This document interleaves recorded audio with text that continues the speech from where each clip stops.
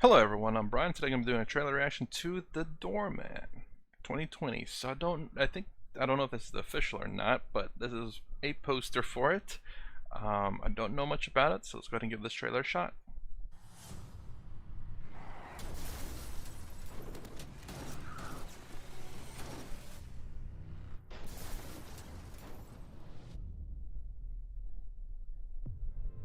Okay. So once you get back To New York. About a week. there's an opening at the apartment building where I'm working. Not quite as exciting as where you've been. That sounds just fine. We'll use the next 2 days to get you acclimated, get the weekend off. You come back to work on Monday. Think you can handle that? I'll do my best, sir.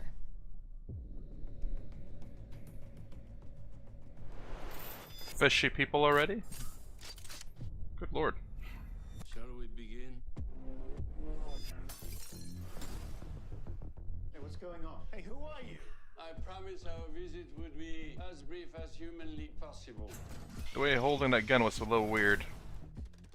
Boris, are you there? He informed me the building would be empty. It's nothing to worry about. I'll handle it.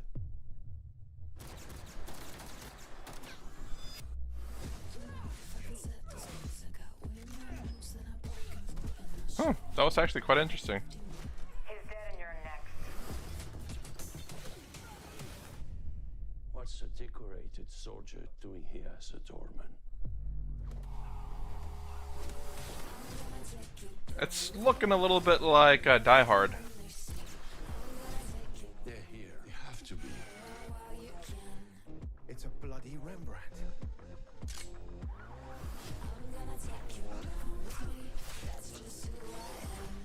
You should walk away now. And if you don't, I will take you to hell.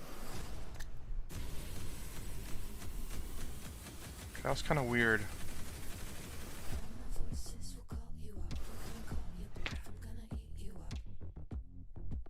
Okay. Oh. On demand. Well, I guess, theaters are shut down. Alright, let's go over the trailer. So, not much to say. So, I guess she's a military person at the very beginning, escorting a VIP. It was taken out. They were trying to... Well, I was going to say they would normally try to capture the VIP, but I think they killed the VIP there. So I guess after that incident, she might have retired and decides to go ahead and take up a simpler life as a doorman. But it plays I'm sorry, I don't know why it makes me think of Die Hard, but it's the same thing like Die Hard, where a terrorist group takes over a pretty tall building, and then it goes to town. I can't quite remember if and Die Hard's been so long, but I don't know if there's just one floor that they had people in, and that was it, or whether they took over a building and then held one floor hostage and released all the other floors just got out. Yeah, the way he was holding that gun there, no. At least he had trigger, what do you call it, good trigger position, finger position, basically, not on the trigger. But that was, that's a little high, because if it kicks back, it could easily slip off your shoulder. So they were after this man's safe in a hotel. What a time to pause it. Should have just flipped off the switch. It'd have been a lot quicker, probably. But then again, you know what? Destroying it means they can't fix it. Oops. Keep going, clicking that scroll down for details. And somehow she dodges all those bullets. I like the scene though, what they did here for sure. So basically she ends up grabbing the AK from the guy. Almost there. Right there. So basically, there was one in the chamber, and he took out the magazine, so there's still one bullet in there. Then you can actually see him do like that to pop it out of the chamber, and you can see it go flying by. Whoop, there he goes. I like that. That was very good. That was very good. Very good. But how many of those do they have? Not necessarily the same action, but just how many of those nice little details that they have in this movie.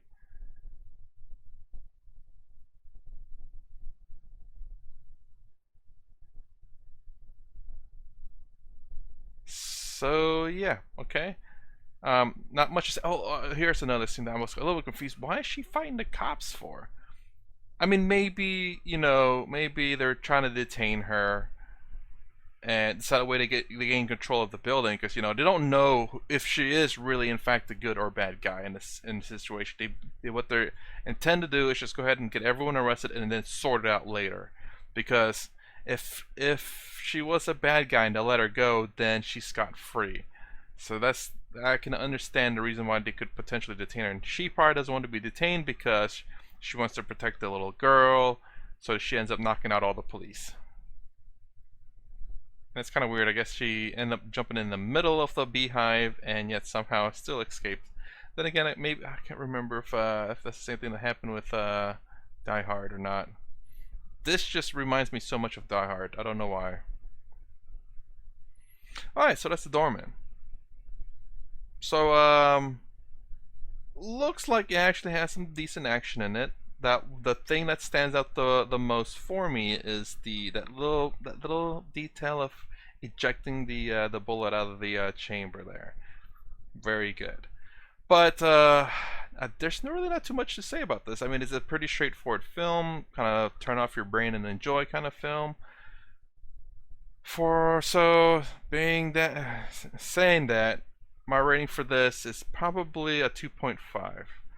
It looks pretty good, definitely not on the top of my list. It's something that if it happens to come out in like Netflix or Amazon Prime, and I have nothing else to watch, I probably would give it a shot.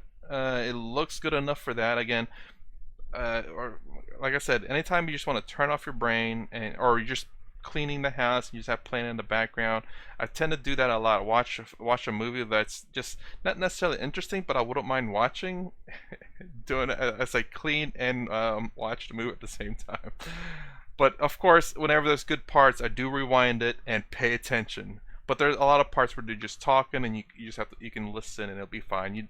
What goes on in the scene is not important as the words that are coming out, and not necessarily exciting considering they're just talking and not fighting.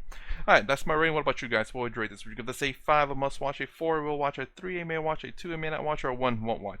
Let me know in the comments below and explain your reason why. If you like my content, please consider subscribing. Thumbs up, thumbs down below. Thanks for watching. I'll see you in the next vid.